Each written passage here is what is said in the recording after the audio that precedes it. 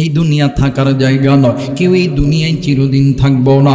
আমার আল্লাহ বলেন কুল্লু নাফসিন যায়িকাতুল মাউত, মৃত্যুর স্বাদ একদিন না একদিন সকলকেই ভোগ করতে হবে।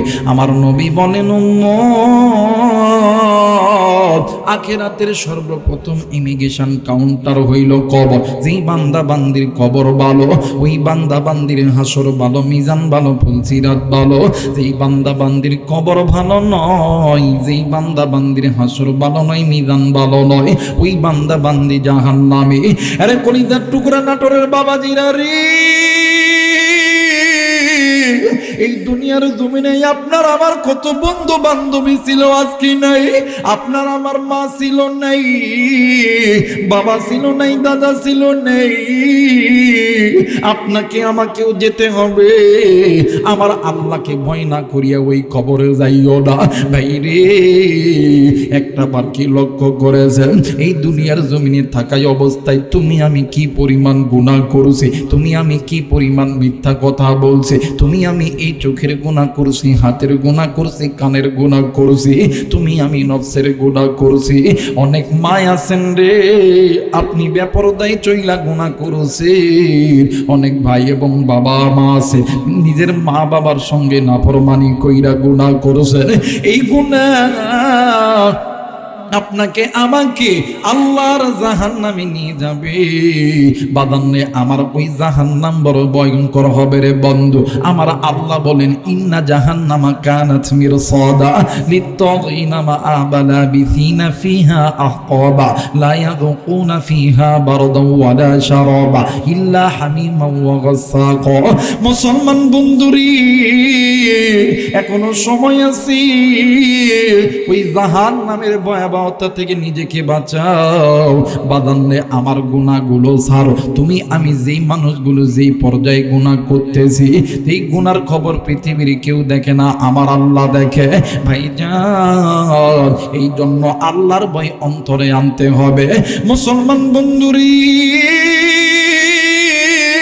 হযরত আলী রাদিয়াল্লাহু তাআলা আনহুর বংশের সন্তান, নাম হইল ছোট্ট বাচ্চা হযরতে আলী আসগর রে বন্ধু। অবাদান 8 থেকে 9 বছর বয়সের একটা ছোট্ট বালক সন্তান। ভাইজান, আল্লাহর বান্দা প্রতিদিন ঘরের উঠানে বসিয়া ডুকরে ডুকরে কান্না করে। এবার একদিন আল্লাহর নবীর মুরব্বী সাহাবীরা ওই পথ দিয়া হেঁটে হেঁটে যাইতেছিলেন। হঠাৎ নজর কইরা দেখে আল্লাহর বান্দা ছোট্ট বাচ্চা, হযরত আল্লাহর বান্দা ছোট্ট বাচ্চা, নাম হইল আলিয়াজগর, কেমন জানি ডুকরে ডুকরে কান্না করতেছে। মুরব্বীরা ডাক দিয়ে কই বাবা গো, তুমি কেন কান্দ? তোমার কান্নার কারণ কি বলো না? এ মুসলমান বাবাজি, আল্লাহর বান্দা যুবক ডাক দিয়ে কই ও নবী সাহাবী, আমি কেন কান্দি আপনারা কি জানতে চান? ডাক দিয়ে কই বাবা গো, জি জি জি, তুমি কেন কান্দো? তোমার কান্নার কারণটা কি বলো না? ওই যুবক সন্তান ডাক দিয়ে কই চাচা গো,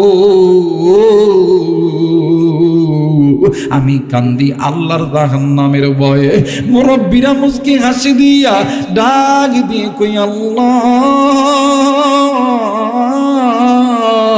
যেই সন্তানের উপরে নামাজ ফরজ হয় নাই, যেই সন্তানের উপরে রোজা ফরজ হয় নাই, যেই সন্তানের উপর যাকাত ফরজ হয় নাই, যেই সন্তানের উপর হজ ফরজ হয় নাই, আল্লাহ যেই সন্তানের উপরে শরীয়তের কোনো আইন ফরজ হয় নাই, এই সন্তান জাহান্নামের ভয়ে ডুকরে ডুকরে কান্দে। মুরব্বীরা ডাক দিয়ে কই বাবা গো, তুমি কেন জাহান্নামের ভয়ে ডুকরে ডুকরে কান্দো? তোমার উপরে তো শরীয়তের কোনো আইন ফরজ হয় নাই, তোমার উপরে আল্লাহর কোনো হুকুম ফরজ হয় নাই, এরপরও তুমি কেন জাহান্নামের ভয়ে ডুকরে ডুকরে কান্দো? আল্লাহর বান্দা ছোট্ট বাচ্চা আলী আসগর 2 চোখের পানি ছেড়ে দিয়া কান্দে আর ডাক দিয়ে কই চাচা জি, আমি জানি আমার উপরে নামাজ ফরজ হয় নাই, আমার উপরে রমজানের রোজা ফরজ হয় নাই, আমার উপরে আল্লাহর বিধান ফরজ হয় নাই গো চাচা। কিন্তু চাচাজি,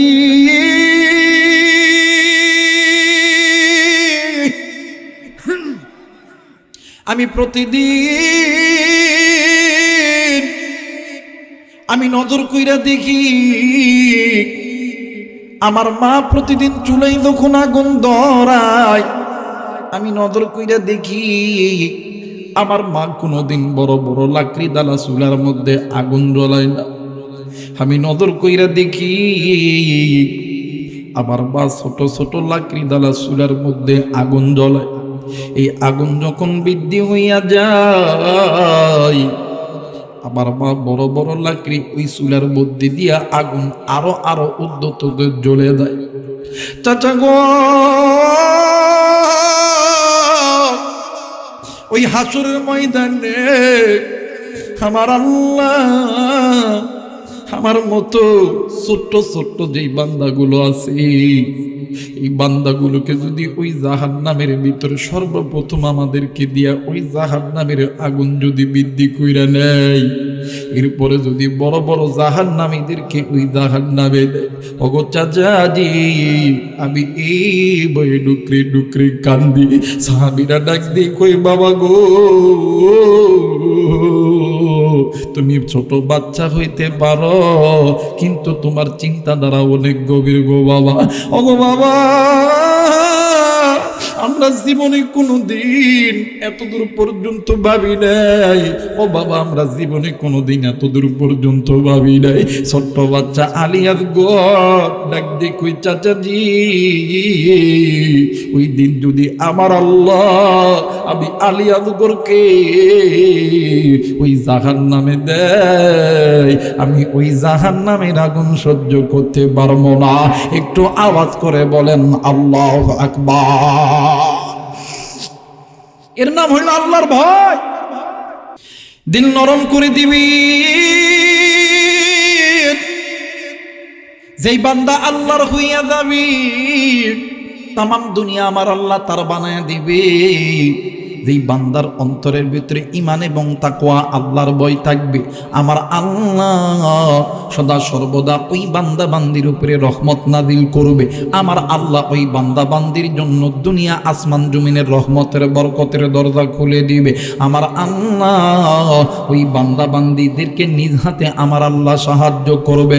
বন্ধুরে, হযরত ওমর রাদিয়াল্লাহু তাআলা আনহুর জামানার ভিতরে একজন যুবক, আমার ভাইরা আমার বাবাজিরা রে, কোথা থেকে জানো হযরত ওমরের সঙ্গে দেখা করার জন্য মদিনায় যখন আসতেছিলেন, ভাইজান ক্লান্ত শরীর নিয়া সূর্য যখন মাথার উপরে, আল্লাহর বান্দা যুবক একটা খেজুর বাগান দেখিয়া ওই খেজুর বাগানের মধ্যে ঘোড়াখানা বান্ধিয়া আল্লাহর বান্দা যুবক বাদানে আমার জহরের নামাজ আদায় করছে। আদায় করার পর আল্লাহর বান্দা যুবক একটা খেজুর গাছের সঙ্গে আল্লাহর বান্দা যুবক একটু পিঠটা লাগাই দিছে। বাবাজি ক্লান্ত শরীর লইয়া একজন মানুষ যখন বাদান কোনো একটা জায়গার মধ্যে পিঠটা লাগাইবে, দেখবেন অটোমেটিকলি ঘুম চলে আসবে। আল্লাহর বান্দা যুবক যখন বাদানে আমার খেজুর গাছের সঙ্গে হেলান দিয়ে দিয়েছে, পিঠটা লাগায় দিছি, আল্লাহর বান্দার মানে আল্লাহর বান্দার যুবকের চোখে ঘুমটা চলে এসেছে। এইদিকে আল্লাহর বান্দা যুবক এই যে ঘোড়ার লাগামটা বাঁধায় রাখছিল, ওই ঘোড়া লাগামটা খুলিয়া ঘোড়া ওই বাগানের ছোট ছোট চারা ছিল, ওই চারাগুলো নষ্ট করতেছিল। ইতিমধ্যে বাগানের মালিক আইসা দেখি ওই বাগানের ভিতরে বাগানে আমার একটা ঘোড়া যাইয়া ছোট্ট ছোট্ট খেজুর গাছের চারাগুলো নষ্ট করতেছে। ওই মালিক ডাক দিয়ে কই, কার ঘোড়া আমার বাগানের চারা নষ্ট করে? কেউ কোনো কথা বলে না। বাবাজি এক পর্যায়ে আল্লাহর বান্দা যিনি মালিক ছিলেন বৃদ্ধ মানুষ, আল্লাহর বান্দা বাদানে আমার একটা ছোট্ট একটা পাথর নিয়ে ওই ঘোড়ার দিকে যখন ছুঁড়ে মেরেছে ঘোড়াকে বাগান থেকে তাড়িয়ে দেওয়ার জন্য, ওই পাথরটা যাইয়া ওই ঘোড়ার মাথার মানে মাথার মিডিল পয়েন্টে লেগে গেছে। ওই পাথর মিডিল পয়েন্টে লাগাইয়া ঘোড়া জমিনের মধ্যে পইরা গেছে। এখন মালিক ডাক দিয়ে কই, আল্লাহ আমি তো এই ঘোড়াকে ইচ্ছাকৃতভাবে মারি নাই আল্লাহ, আমি তাকে বাগান থেকে বাহির করে দেওয়ার জন্য মারছি আল্লাহ। এত ছোট্ট একটা পাথর, যে পাথরটা লাগিয়া এই ঘোড়াটা মারা যাবে আমি তো জীবনেও জানতাম না। ও মালিক, আমি এখানে বসলাম কারণ ঘোড়াওয়ালা আসে যদি দেখে এই ঘোড়া কে মেরেছে, আল্লাহ গো ওমরের দরবারে যদি বিচার দেয়, ওমর যদি আমার বিচার নাও করতে পারে আল্লাহ, আল্লাহ এই যে ঘোড়া মারা গেছে পৃথিবীর কেউ দেখে নাই, আমার আল্লাহ দেখছে রে মালিক, আমি বুঝা ওই ঘোড়ার মালিককে বলবো। এই জন্য মুরব্বী ওই দাগায় দাঁড়ায় আছে। ইতিমধ্যে আল্লাহর বান্দা যুবক হঠাৎ কইরা ঘুমটা ভেঙে গেছে। ঘুমটা ভাঙার পরে নজর কইরা দেখে রে ঘোড়া নাই, ঘোড়া নাই, ঘোড়া নাই, ঘোড়া নাই।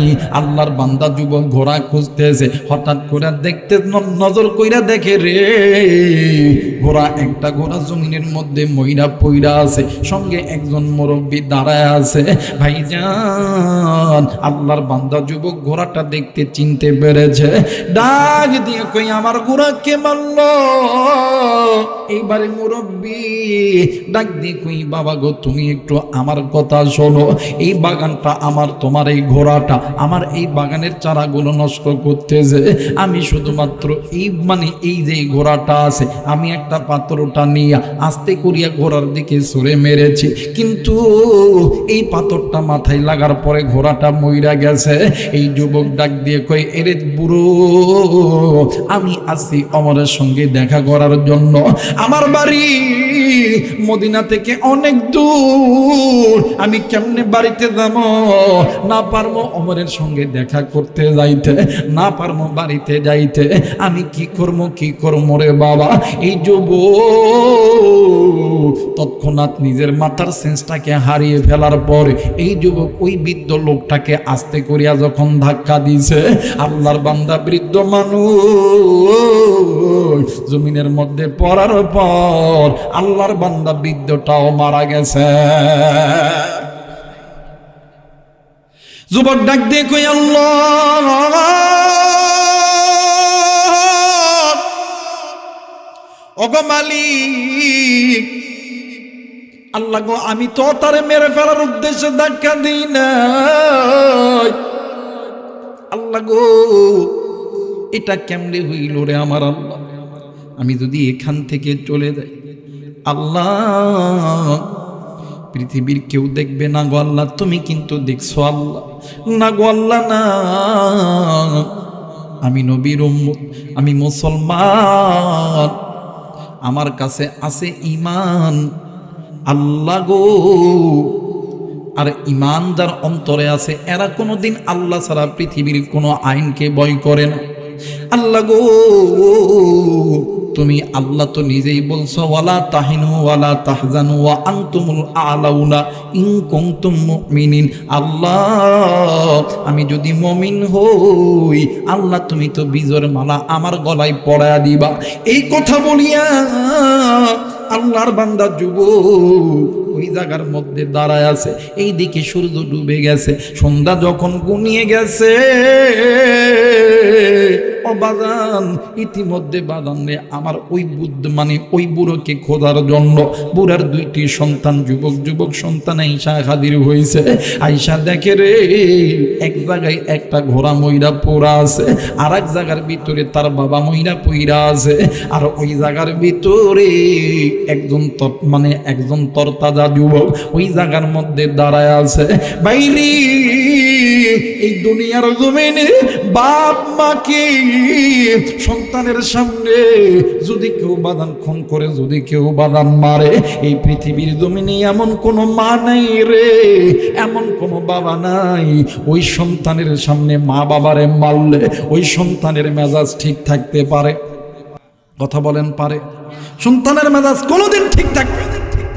এখন এই দুই সন্তান এসে দেখে তার বাপ মইরা পড়ে আছে, মেজাজ ঠিক থাকবো? কথা কেন? এটা আমাদের সমাজে হলে হাই রে বাপরে, ফইন্নির বেটা তুই আমার বাপরে মারছস, কথা কয় না কে? হইতো না বাবা, হইতো না? এখন এই যুবক এসে দেখে আমার বাপরে কে যেন মাইরা ফেলছে। ছোট ভাই একটু রাগি, তো ডাক দেখায় থাম, আগেই ওরে আঘাত করিস না। ঘোড়াও আছে, বাপও আছে, এই যুবকও আছে। এই যুবক যদি ইচ্ছা করত এই জায়গার থেকে চলে যাইতো, এই নির্জন বাগানের মধ্যে কেউ দেখে না, কিন্তু যুবক যায় না। এর পিছনে কোনো না কোনো কারণ আছে না নাই? জোরে বলেন, আছে না নাই? এবারে বড় ভাই ডাক দিয়ে কই, ভাইয়া কি ঘটনা বলো তো দেখি। ডাক দিয়ে কই, ভাইরে আমি অনেক দূর থেকে আসতেছি হযরতে ওমরের সঙ্গে দেখা করার জন্য। আমি অনেক দূর থেকে আসতেছি হযরত ওমরের সঙ্গে দেখা করার জন্য। ঠিক দুপুরবেলা এই জায়গার মধ্যে আমার শরীরটা ক্লান্ত হয়ে গেছে। আমি জোহরের নামাজ আদায় করার পরে আমি এই খেজুর গাছের লগে একটু হেলান দিয়েছি, দেওয়ার কারণে আমার চোখে একটু ঘুম চলে আসছে। আসার কারণে আমি ঘুমাইছি। আমার এই ঘোড়া হয়তোবা লাগামটা ছুটে যাইয়া এই বাগানের মধ্যে ছোট ছোট চারাগুলো নষ্ট করতেছিল। তোমার বাবা বলেছে সে আমার ঘোড়াকে ইচ্ছাকৃতভাবে মারে নাই, সে নাকি একটা পাথর আমার ঘোড়ার দিকে ছুঁড়ে দিছে। এই পাথরটা আমার ঘোড়ার মাথায় লাগছে। আমি উইঠা দেখি আমার ঘোড়া মারা গেছে। আমি আমার সেন্স ঠিক থাকতে পারি নাই, ঠিক রাখতে পারি নাই। আমি আমার এই হাত দিয়ে আপনার বাবাকে বাড়িও দিই নাই, পাথরও দিই নাই। আমি খেলে হাত দিয়ে আস্তে করে ধাক্কায় দিছি, আপনি সরেন, আমি আমার ঘোড়া দেখতে চাই। এই এতটুকু ধাক্কা দিছি, আপনার বাবা জমিনে পড়ে মারা গেছে। মুসলমান ভাইরা, আমার বন্ধুগণ, যুবক ডাক দিয়ে কই, ভাইরে আমি কিছু করি নাই, আমি শুধুমাত্র এতটুকু কাজ করছি। বাজান রে, ছোট ভাই একবার কলার ধরে একবার থাপ্পড় মারতে চায়। বড় ভাই ডাক দিয়ে কই, না রে ভাই না, আমরা যদি এরে মারতে যাইয়া এ যদি মারা যাই তাহলে বাবাও মরল, আমিও মরলাম, তুমিও মরলা। না ভাই না, এই কাজ করা যাবে না। আমরা দুই ভাইয়ের দরিয়া ওমরের দরবারে লইয়া যাম, বিচার করবে হযরত ওমর আল্লাহর কোরআন দ্বারা। এইবারে যুবক ডাক দিয়ে কই, ভাইয়া তুমি আমারে ওমরের দরবারে নিও না, তুমি আমাকে এখান থেকে ছেড়ে দাও। ডাক দিয়ে কই, না না না, তুমি আমার বাবাকে হত্যা করেছো। ডাক দিয়ে কই, ভাইরে আমি যদি সত্যি তোমার বাবারে হত্যা করতাম, ও ভাইয়া এই মরুভূমির ভিতরে এই খেজুর বাগানে পৃথিবীর কেউ দেখে নাই গো ভাইয়া, আমি তোমার বাবাকে খুন করেছি। আমি তোমার বাবার লাশটা এখানে রেখে যদি আমি বাড়িতে চইলা যাইতাম, তোমরা কোনোদিন খুনিকে দেখতে পারতা না। কিন্তু আমি কেন যাই নাই জাননি? এখানে কি ঘটেছে পৃথিবীর কোনো কেউ না, মানে পৃথিবীর কেউ দেখে না, দেখেছেন আমার আল্লাহ। ভাই রে, আমি আমার আল্লাহরে এত পরিমাণ ভয় করি, আমি যদি ইচ্ছা করতাম আমি এখান থেকে চলে যাইতে পারতাম, কিন্তু না না না, আমি যাই নাই রে ভাইয়া। এইবারে দুইজন যুবক মিলিয়া এই যুবকটাকে ধরে নিয়ে গেছে ওমরের দরবারে। ওমরের দরবারে যাইয়া ওমরের সামনে বিচার দিয়েছে। ও বন্ধু, এইবারে যুবক রে হযরত ওমর প্রশ্ন করছে, যুবক তুমি তো এই জায়গার ভিতরে ধাক্কা দিছো। কই, জি আমি ধাক্কা দিছি। কই, তোমার ধাক্কায় মারা গেছে। ডাক দিয়ে কই, ওমর রে আমি যেই জায়গায় ঘটনা ঘটেছে আমি কিন্তু ইচ্ছাকৃতভাবে ওই লোকটাকে ধাক্কা দেই না, ওই লোকটা আমার ঘোড়া মেরেছে, আমি ওই লোকটাকে হাতের ধাক্কা দিছি। ওমর রে আমি কেন যাই নাই তুমি জানো নি? আমি যেই কাজটা করেছি এই কাজ থেকে যদি চলিয়া যাইতাম, তুমি ওমরের যত বাহিনী আছে সমস্ত বাহিনী দিয়ে আমাকে ধরতে পারতা না। কিন্তু আমি জানি আমি এই কাজটা করি না, এরপরও আমি এই জায়গার মধ্যে ছিলাম। কারণ হইল আমি যেই জায়গার মধ্যে আছি আমি তো খুন করি নাই, আমি তো খুন করি নাই। বন্ধুরে, ওমরের দরবারে অনেক কথাবার্তা হওয়ার পরে কিসাসের নিয়ম হইল হাতের বদলে হাত, থাপ্পড়ের বদলে থাপ্পড়, কল্লার বদলে কল্লা। ভাইজান সময় হয়ে গেল, আগামী শুক্রবারের দিন জুমার নামাজের পরে এর মৃত্যুদণ্ড মানে কায়েম করা হবে, একে মৃত্যুদণ্ড দেওয়া হবে, মদিনার মানুষের সামনে একে মৃত্যুদণ্ড দেওয়া হবে। ভাইজান ইতিমধ্যে যুবক ডাক দিয়ে কই ওমর রে, তুমি নবীর সাহাবী, তুমি যখন বিচার করো আল্লাহর কোরআন ছাড়া তো তুমি বিচার করো না। এরে ওমর তুমি বিচার করেছো, এতে আমার কোনো আপত্তি নাই, কারণ আশারে মুবাশশারা খেলাফায়ে রাশেদার 4 জন সাহাবী আছে, তুমি একজন ওমর, আর একজন হইল আবু বকর, আর একজন হইল ওসমান, আর একজন হইল আলী। এই 4টা সাহাবীকে যারা মানবে না এরা এদের ঈমান পূর্ণতা আসবে না। এই 4টা সাহাবীর ভিতরে 4 জন সাহাবী হইল আল্লাহর নবীর পক্ষ থেকে একজন প্রতিনিধি। আরে ওমর তুমি যেহেতু নবীর সাহাবী, আমি তোমার আইন কোনোদিন আমি অবিশ্বাস করব না, আমি তোমার রায়ের উপরে অটুট থাকলাম। আরে ওমর কিন্তু আমাকে একটু বাড়িতে যাইতে হবে, আমার বাড়ির ভিতরে আমার বৃদ্ধ মা আছে, আমার বাবা আছে, আমার স্ত্রী সন্তান আছে, আমি ব্যবসা করি, আমার কাছ থেকে অনেক মানুষ কিছু পাওনা পায়, আমি তাদের পাওনাটা মিটাইয়া আমি আমার মার কাছ থেকে বাবার কাছ থেকে অনুমতি লইয়া আমি আবার তোমার কাছে ফেরত আসবো। ওমর ডাক দিয়ে কই না না না, এই কাজটা তুমি করতে পারবা না। ডাক দিয়ে কই আরে শাসামি, এই মদিনার ভিতরে তোমার যদি কোনো আত্মীয় স্বজন থাকে তুমি তাকে আমাদের জিম্মায় রেখে যাবা, এরপর তুমি আসলে আমরা তাকে ছেড়ে দিব। যুবক ডাক দিয়ে কই ওমর এই মদিনার জমিনে আমার কোনো আত্মীয় নাই, আমার কোনো বন্ধু নাই, আমার কোনো রক্তের বন্ধন নাই, এই মদিনার জমিনে কেউ নাই। এইবার ওমর ডাক দিয়ে কই যুবক রে, তাইলে তো আমরা তোমাকে যেতে দিতে পারবো না, কারণ ফাঁসির আসামি কোনোদিন ছেড়ে দেওয়া যাবে? কথা বলেন যাবে? ফাঁসির আসামি ছেড়ে দেওয়া পাকত পড়বে? একজন আসামি তার মৃত্যুদণ্ড কায়েম হয়ে গেছে, ও যদি শোনে যে আমার মৃত্যুদণ্ড, আর যদি কয় জজ যদি কয় যা তুই একটু ঘুরাই বাড়ির থেকে, ও কি আর ফিরবে? কতক্ষণ ফিরবে? মদিনা থেকে যে 500 কিলো দূরে যার বাড়ি, এটা কি ফিরবে কোনোদিন?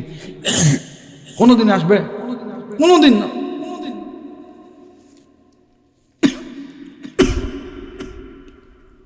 মাশাআল্লাহ পোকা একটা খাইছে, আলহামদুলিল্লাহ। আমার ভাইরা এবারে যুবক ডাক দেখো, ওমর তুমি আমারে ফাঁসিতে দিবা, আমার কোনো আপত্তি নাই, আমি তোমার কাছে ওয়াদা করতেছি, আমি তোমার কাছে যত সময়ের মধ্যে ফেরত আসবো। আমার বাড়িতে মা আছে, বাবা আছে, স্ত্রী সন্তান আছে, আমি ব্যবসা করি, অনেকের হক আমার কাছে আছে। ওমর রে তুমি হয়তোবা এইটা জানো না, তুমি হয়তোবা আমারে দুনিয়াতে একটা সাদার কারণে তুমি আমারে হয়তোবা দুনিয়াতে সাদা দিলা, কিন্তু হাসরের ময়দানে যায় আমার কাছ থেকে যারা পানা দানার যারা টাকা পায় এরা যদি হাসরের ময়দানে যায় আল্লাহর দরবারে আল্লাহর আদালতে আমার বিরুদ্ধে যদি নালিশ দেয়, ওমর আমি আল্লাহর জান্নাতে যাইতে পারবো না। এই ওমর আমি দুনিয়াতে আমার পাওনাটা মিটামো, মা বাবার কাছ থেকে বিদায় নেবো, স্ত্রী সন্তানের কাছ থেকে বিদায় নেবো, এরপর তুমি ওমর যে আইন দিছো এই আইন আমি পালন করবো। জোরে বলেন আল্লাহু আকবার। এখন এইরকম জোর জোর জোর জোর গলায় যত কেউ আসুক, যত কেউ বলুক, কেউ ছাড়বে? কতক্ষণ ছাড়বে? জীবনও ছাড়বে। মুসলমান ভাইরা আমার বন্ধুগণ, আল্লাহর নবীর একজন সাহাবী নাম হইল আবু যর গিফারী রাদিয়াল্লাহু তাআলা আনহু। ডাক দিয়ে কই ওমর আমি এই যুবকের দায়িত্ব খালা নিয়ে নিলাম। ভাইজান এই কথা বলা মাত্র হযরত ওমর ডাক দিয়ে কই আবু যর গিফারী নবী নাই, তুমি নবীর মুরব্বী সাহাবী, তুমি কি বুঝতেছো এই যুবক যদি বাড়িতে যাইয়া যদি না আসে তোমারে কিন্তু ফাঁসির মঞ্চে চড়তে হবে। এই আবু যর গিফারী ডাক দিয়ে কই ওমর রে আমি এই যুবকের ভিতরে আমি আমার নবীজির কয়েকটা কথা খুঁজে পাইতেছি রে ওমর। ওমর রে, এই যুবক যদি যাইতো ওই বাগান থেকে চইলা যাইতো, কিন্তু এক নম্বরে এই যুবক যায় না, কারণ এই যুবকের মধ্যে আমার আল্লাহর ভয়। দ্বিতীয় নাম্বার, এই যুবক বলেছে এই যুবক দুনিয়ার সাদা দুনিয়াতেই ভোগ করবে, আখেরাতে ভোগ করতে চায় না। এই যুবক দুনিয়ার জমিনে ব্যবসা করে, অনেক মানুষ তার কাছে পানা দানা পায়। ওমর, তুমি জানো নি এই পৃথিবীর জমিনে আল্লাহ তাআলা হকটাকে দুইটা ভাগে বিভক্ত করেছে। একটা হইল হকুল্লাহ, আর একটা হইল হকুল ইবাদ। একটা হইল বান্দার হক, আর একটা হইল আল্লাহর হক। বান্দার হক, বান্দা যদি না মাফ করে ওই বান্দা কোনোদিন আল্লাহর জান্নাতে যাইতে পারবে না। আল্লাহর হক আল্লাহ চাইলে মাফ করে দিতে পারে। ওমর রে, যেই ব্যক্তির কাছে দুনিয়ার এই আইনের চাইতে মানুষের হকের গুরুত্ব আগে, এই ব্যক্তি কোনোদিন মিথ্যা কথা বলতে পারেন না। এইটা হইল আমার নবীজির কথা। জোরে বলেন আল্লাহু আকবার। ডাক দিয়ে কইয়া বুজুর্গি পারি,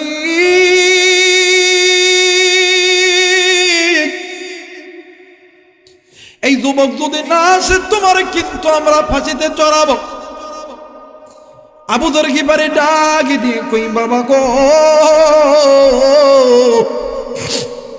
তোমরা যদি আমাকে ফাঁসিতে চড়ালেও আমার কোনো আপত্তি নেই, আমি ফাঁসিতে চড়বো, কিন্তু বিনা দোষে এই সন্তানকে কখনো আমি নবীর সাহাবী জিন্দা থাকতে এই যুবককে আমি হেনস্থা হতে দেব না। ভাই রে, এবারে যুবক চলে গেছে। ভাইজান, যুবক বাড়িতে যাইয়া মার কাছে ঘটনাটা খুলে বলছে, বাবার কাছে ঘটনাটা খুলে বলছে। মার বাবা ডাক দিয়ে কই, ব্যাটারি হযরত ওমর এমন একজন সাহাবী যে ওমরের সম্বন্ধে আমার আল্লাহ কোরআনুল কারীমের মধ্যে আয়াত নাজিল করেছে। আমার নবী বলেছে ওমরের পরে যদি কেউ নবী হতো এইটার নাম হইল ওমর, এইটার নাম হইল হযরত ওমর। ওগো বেটা, তুমি দেরি কইরো না, তুমি জলদি কইরা যাও। তুমি যে ওয়াদা করছো তোমার ফাঁসি হবে জুমার নামাজের পরে। তুমি যদি জুমার নামাজের আগে ওই জায়গায় উপস্থিত না হইতে পারো তাইলে কিন্তু বাদান তুমি মুনাফিক হয়ে যাবে। বাবা জলদি করে তুমি যাও, আমি মা তোমার জন্য, আমি বাবা তোমার জন্য আল্লাহর কাছে দোয়া করব। বাবা দেখবা, তুমি যদি আল্লাহর পক্ষে থাকো, তুমি যদি এক আল্লাহর পক্ষে অটুট থাকো, এই পৃথিবীর কেউ তোমার ক্ষতি করতে পারবে না। এইবারে আল্লাহর বান্দা যুবক নিজের স্ত্রী সন্তানের কাছে মাপ চাইয়া নিজের পানাদানের মানে নিজের কাছ থেকে যারা পানা পাইতো, যারা অর্থ পাইতো, এদের অর্থ সম্পদ দিয়া যুবক যাইতেছি। এই দেখি জুমার নামাজের পর বাদান্নে আমার সমস্ত মানুষ এক জায়গায় হয়েছে। ভাইজান, হে হয় হযরত ওমর রাদিয়াল্লাহু তাআলা আনহু, ও বন্ধু, সকল মানুষদেরকে আবু যর গিফারির বাড়িতে পাঠায় দিয়েছে। বন্ধুরে, আবু যর গিফারিকে সালাম দিয়া আবু যর গিফারিকে যখন ফাঁসির মঞ্চে যখন হাজির করা হবে, ওই মদিনার জমিনে নারী পুরুষ যুবক যুবতী ছোট বড় সবাই ডাক দিয়ে কই, ওমর রে, নবী নাই, আজকে যদি আবু যর গিফারি চইলা যায়, আমার নবীর কথা কে আমাদেরকে শুনে দেবে? হযরত ওমর ডাক দিয়ে কই, আল্লাহ,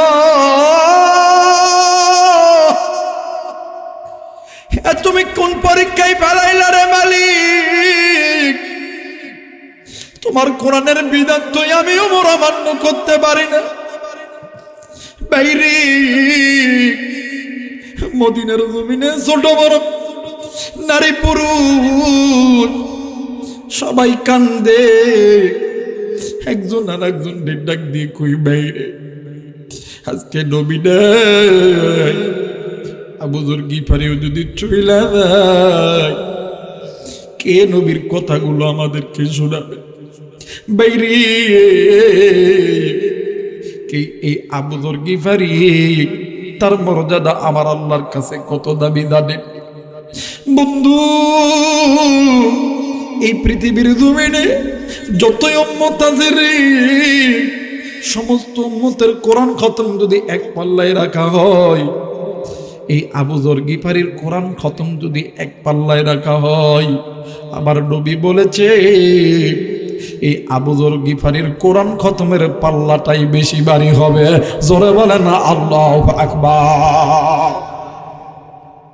মুসলমান ভাইরা, আমার বন্ধুগণ, ভাইরি, একদিন জিবরাইল আমিনের সামনে আল্লাহর নবী বসে আছে, জিবরাইল আমিনও বসে আছে। বন্ধু, ইতিমধ্যে আবু যর গিফারি চাদর মুড়ি দিয়া যাইতেছে। বাবাজি গো, জিবরাইল আমিন ডাক দিয়ে কই, ইয়া রাসূলুল্লাহ, ইয়া হাবিবাল্লাহ, নবীজি, এইটা মনে হয় আপনার সাহাবী আবু যর গিফারি। আল্লাহর নবী ডাক দিয়ে কই, জিবরাইল, এইটাই যে আবু যর গিফারি, তুমি কেমনে কইরা জানলা, তুমি বলো না। জিবরাইল ডাক দিয়ে কই, নবীজি, ইয়া রাসূলুল্লাহ, ইয়া হাবিবাল্লাহ, হুজুর, শুধু আমি জিবরাইল কেন, আসমান জমিন জান্নাত জাহান্নামের ভিতরে আল্লাহর যত ফেরেশতা আছে, সমস্ত ফেরেশতারা আবু যর গিফারিকে এক নামে চিনে। আওয়াজ করে বলে না আল্লাহু আকবার। আল্লাহর নবী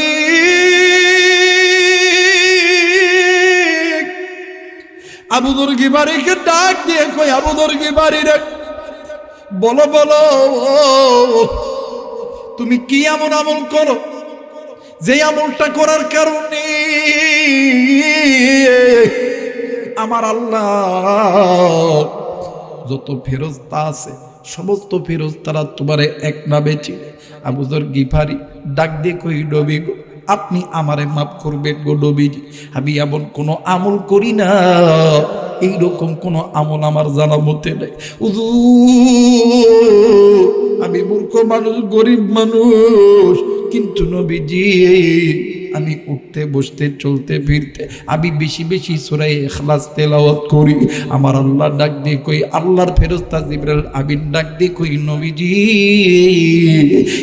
এই আবু যর গিফারি উঠতে বসতে খাইতে শুইতে সদা সর্বদা সূরা ইখলাস তেলাওয়াত করত। হুজুর, আপনি জানেননি এই সূরা ইখলাস যারা 3 বার তেলাওয়াত করবে, এক খতম কোরআনুল কারীম তেলাওয়াত করার সওয়াব আল্লাহ তাআলা তারা আমলনামার মধ্যে দিয়া দিবে। আওয়াজ করে বলে না আল্লাহু আকবার। মুসলমান ভাইরা, আমার বন্ধুগণ, এই আবু যর গিফারি জিন্দেগি বড় যত কোরআন তেলাওয়াত করেছে, এই কোরআন তেলাওয়াত যদি এক পাল্লায় রাখা হয়, বাদান্নে আমার উম্মতের কোরআন তেলাওয়াত যদি এক পাল্লা রাখা, আমার নবী বলেছে আবু যর গিফারির কোরআন তেলাওয়াতের পাল্লাটা বেশি ভারী হবে। ভাইজান, এই আবু যর গিফারিকে ফাঁসির মঞ্চে দাঁড় করে দিয়েছে। বন্ধুরে, বাদান রে, ফাঁসির দড়ি যখন গলায় পরায় দিবে, ভাইজান মদিনার ছোট বড় নারী পুরুষ সবাই ডুকরে ডুকরে কান্দে। এক পর্যায়ে ফাঁসি যখন দিয়াই দিবে, ইতিমধ্যে ছোট্ট একটা বাচ্চা নজর কইরা দেখি রে, মরুভূমির বালির ভিতরে কেমন জানি ধুলা উঠতেছে, ধুলা উঠতেছে, ধুলা উঠতেছে। বাবাজি, দ্রুত গতিতে একটা রাস্তা দিয়ে যখন গাড়ি যায়, যখন কোনো বাহন যায়, দেখবেন ওই জায়গার মধ্যে কিন্তু ধুলা উঠতে থাকে। বন্ধু, ঘোড়া প্রচুর বেগে আসতেছিল আর ঘোড়ার পিছনে ধুলা উঠতেছিল, ঘোড়াটা ভালোভাবে দেখা যাচ্ছিল না। এই যুবক ডাক দি কই, ওমর, এরে ও তুমি একটু দাঁড়াও রে ওমর, ওই যে দেখো মরুভূমির ভিতরে কেমন জানি ধুলা উঠতেছে। হযরত ওমর ডাক দিয়ে কই, তোমরা দাঁড়াও, তোমরা একটু ফাঁসি দেওয়া বন্ধ করো। বন্ধুরে,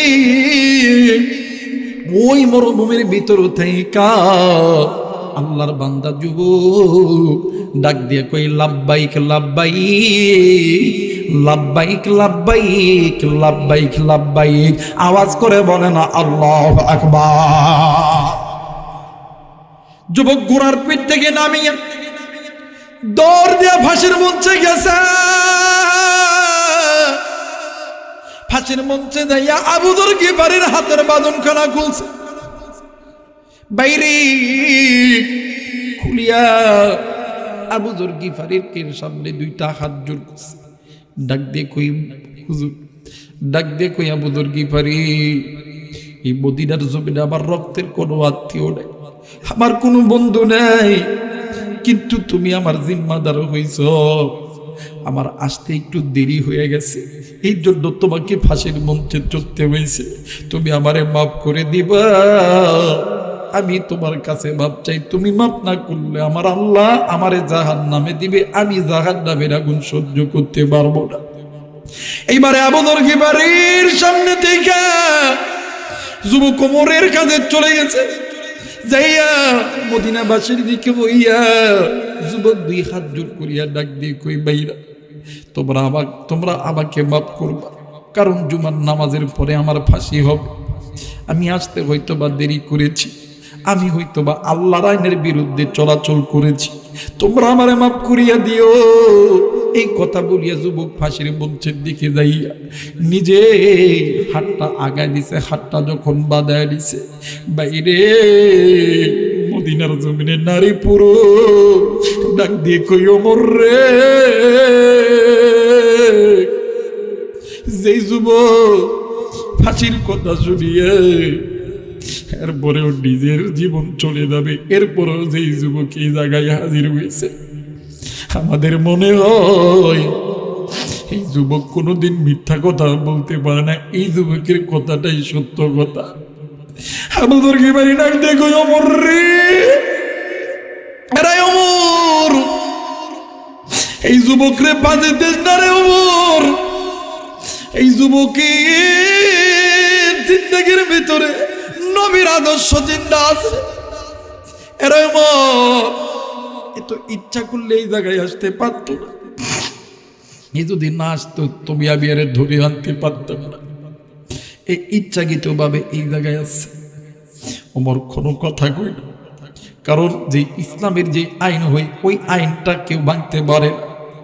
ইতিমধ্যে হাজার হাজার মানুষের কান্না জ্বলতেছে, ইতিমধ্যে যেই লোকের বাবা মারা গেছে, যেই দুই সন্তানের বাবা মারা গেছে, ওই দুই সন্তান আইসা ডাক দিয়ে কই আল্লাহ,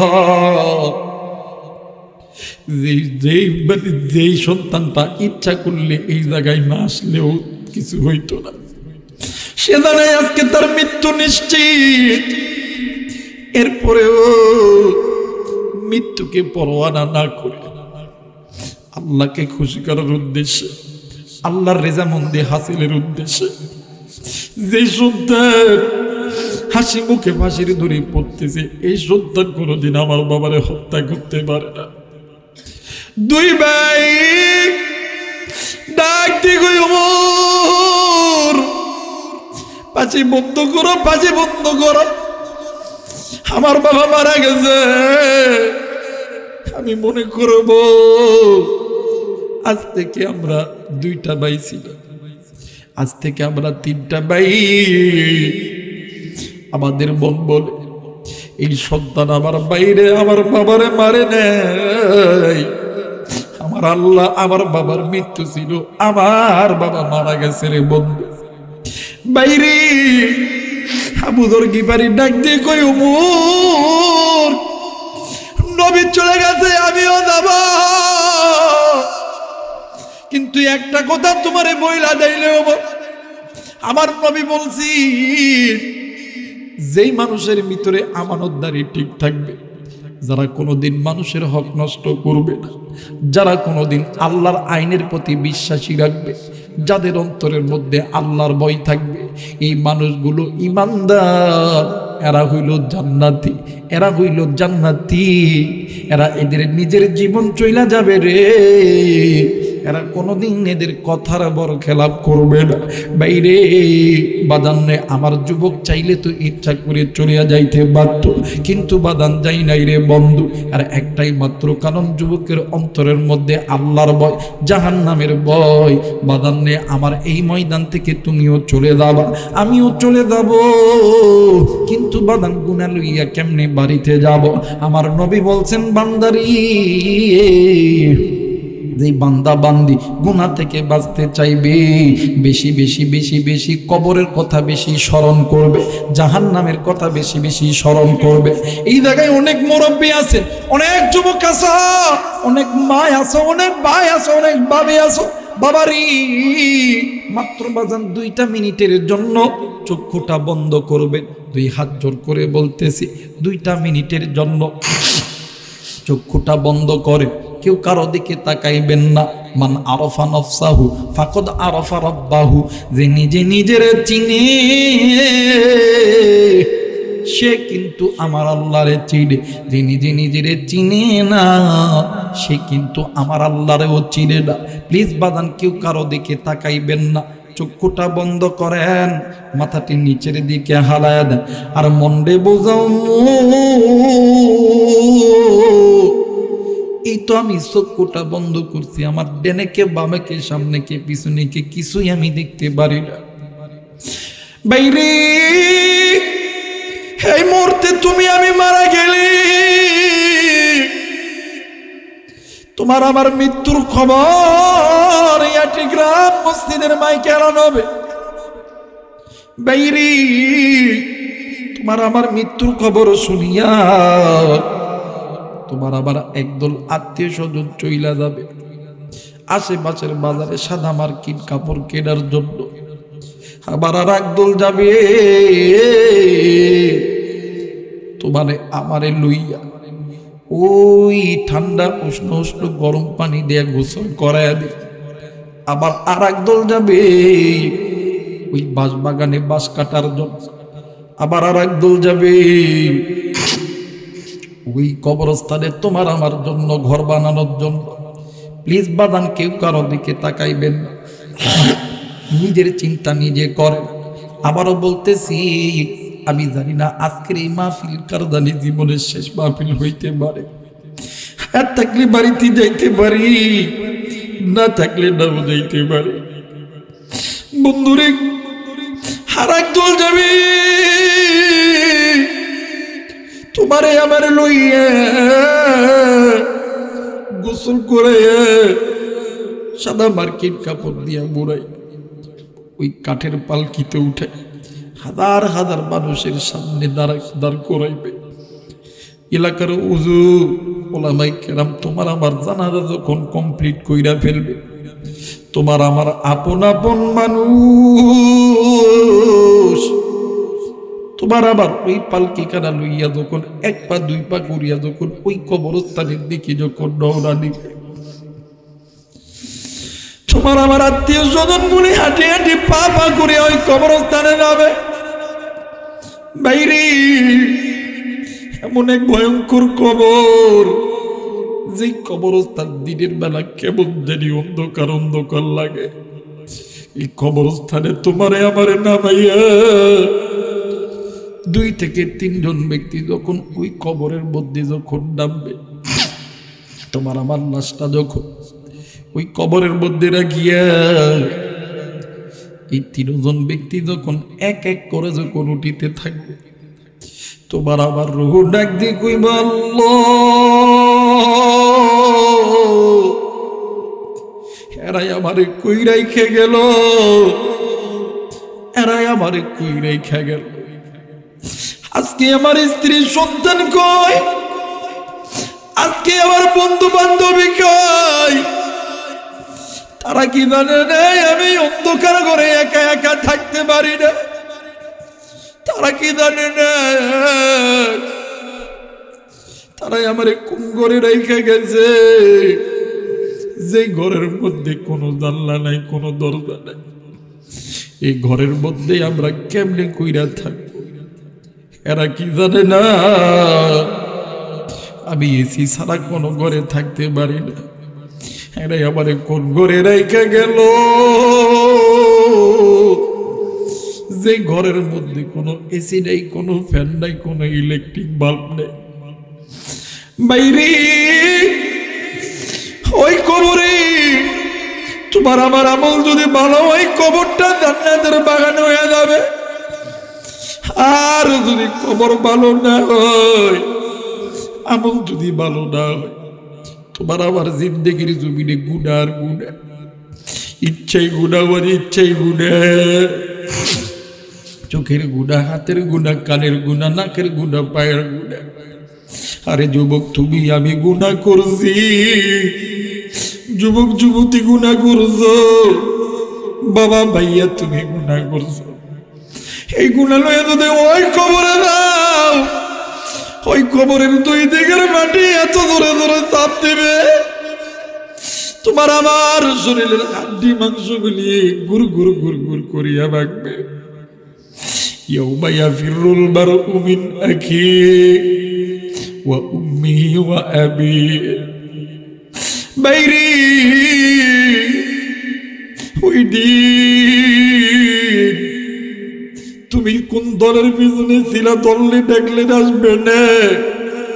তুমি আওয়ামী করো, বিএনপি করো, জামাত করো, তুমি আব্বা আম্মারে ডাকলে আব্বা আম্মাও আসবে না। তুমি বন্ধু বান্ধবীর পিছনে ছিলা, বন্ধু বান্ধবী তোমার আমার ডাকে সাড়া দিবে না। ওই কবরের মাটি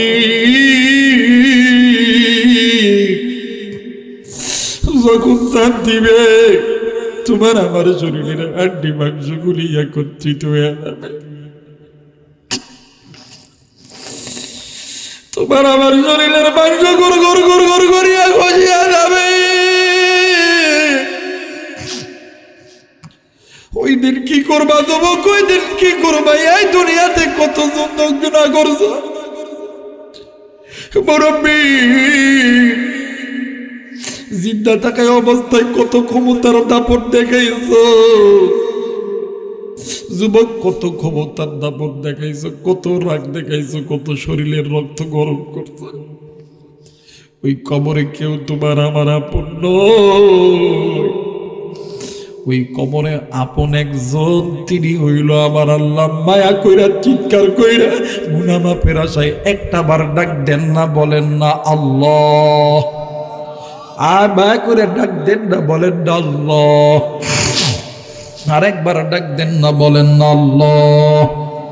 আরেকবার চিৎকার কইরা ডাক দেন না, বলেন না আল্লাহ। আল্লাহ গো, তুমি নজর কইরা দেখো, অনেক বাবাদিরা, অনেক ভাইরা আল্লাহ গো জাহান্নামের কথা ভাইবা ডুকরে ডুকরে কাঁদছে। মালিক কবরের কথা শুনে ডুকরে ডুকরে কাঁদছে। হায় আল্লাহ, তুমি আমাদের কি ওই ভয়াবহ কবরের রাস্তাটা সহজ করে দিও আল্লাহ।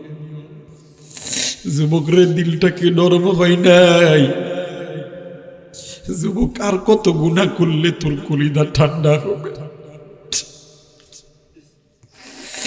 মুরব্বী, আর কতদিন নামাজ ছাড়াই থাকলে কলিজা ঠান্ডা হয়? অনেক যুবক আছে না হয় মসজিদে জানে,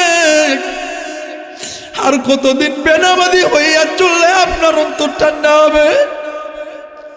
মাগো, আর কতদিন বেপরদায় চললে আপনার অন্তর ঠান্ডা হবে? আর কতদিন গুনাহ করলে আপনাদের অন্তর ঠান্ডা হবে? যুবক রে,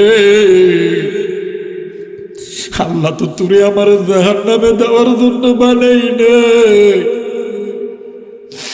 এরপরও কেন তুই জাহান্নামের পথে যা? কেমনে যুবক যুবতী তুমি গুনাহ করো?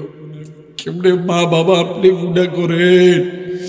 কেমনে মুরব্বী আপনি গুনাহ করেন? এই দুনিয়ার জমিনে তোমার আমার কত আত্মীয় স্বজন ছিল না, বন্ধু বান্ধবী ছিল না। তোমার আমারেও যেতে হবে। কখন জানি ওই মসজিদের পালকিখানা তোমার আমার বাড়ির দরজায় হাজির হয়ে যাবে।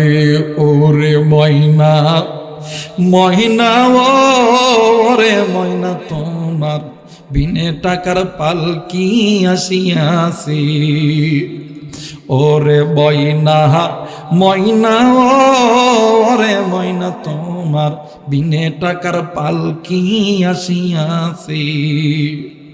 পালকি দেখিয়া প্রাণের আম্মা, পালকি দেখিয়া প্রাণের আব্বা চিৎকার দিয়া কান্দিবে। ওরে ময়না ময়না ওরে ময়না তোমার বিনে টাকার পালকি আসিয়াছে। ওরে ময়না ময়না ওরে ময়না তোমার বিনে টাকার পালকি আসিয়াছে। পালকি দেখিয়া প্রাণের বিবি, পালকি দেখিয়া প্রাণের সন্তান চিৎকার দিয়া কান্দিবে। ওরে ময়না ময়না ওরে ময়না তোমার বিনে টাকার পালকি আসিয়াছে।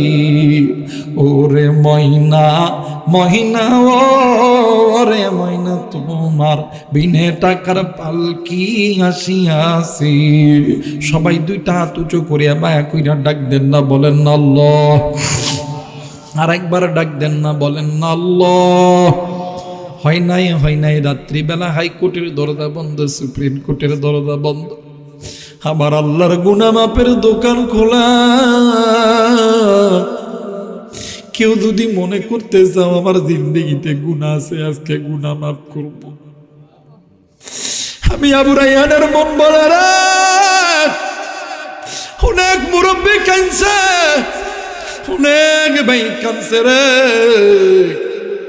এই কান্নাওয়ালা মজলিসের দোয়া আল্লাহ খালি হাতে ফেরত দিবে না।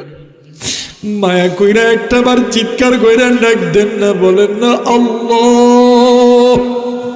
আর একবার ডাক দেন না, বলেন না আল্লাহ। বাহারে দিন ওয়া বাহারে দুনিয়া বাহার নাম আল্লাহ আল্লাহ কারদা বায়ান ওয়াসালাম। বাহারে দিন ওয়া বাহারে দুনিয়া বাহার নাম আল্লাহ আল্লাহ কারদা বায়ান ওয়াসালাম। জিন্দগিরা সরফে করদান দর বাজারে তিফলেগি, জিন্দগিরা সরফে করদান দর বাজারে তিফলেগি, হিসে হাসিল মান্না করদান দর হায়াতে জিন্দগি। আইশা ইশরতু নেহি इंसान ही अल्लाह अल्लाह क्या मुबारक नाम है, अल्लाह अल्लाह क्या मुबारक नाम है, अल्लाह अल्लाह मोमिनु का काम है। डाक देन ना, बोलेन ना अल्लाह। আর একবার ডাক দেন না, বলেন না আল্লাহ। বাইরে ওই আল্লাহকে বন্ধু বানাবো, আল্লাহর পক্ষে থাকবো, নিজের অন্তরের মধ্যে আল্লাহর ভয় আনবো। আল্লাহ এবং নবীর পথে কোরআনুল কারীমের পক্ষে কে কে থাকতে রাজি আছে? দুই হাত উঁচু করিয়া আমার আল্লাহরে দেখায় দাও। নারাই তাকবীর, নারাই তাকবীর। বাইরে হাতটা নামায় না ওরে বন্ধু। আমি জানি না রে বাদান, আজকে এই জান্নাতের বাগানে আসার সময় কে গো বন্ধু ওই বাজারের ভিতর দিয়ে আইছে, কে গো বন্ধু ওই পুকুর পাড়ের দাঁত দিয়ে আইছে, কে গো বন্ধু ওই কবরস্থানের ভিতর দিয়ে আইছে। আমি জানি না এই ময়দানে কার জানি আদরের মান। আমি জানি না রে বন্ধু এই ময়দানে কার জানি আদরের বাবা, কার মা জানি নাক দিয়ে কইবে নারী আজকে আমি মারে কেমনে বইলা গেলি, বাপরে কেমনে বইলা গেলি।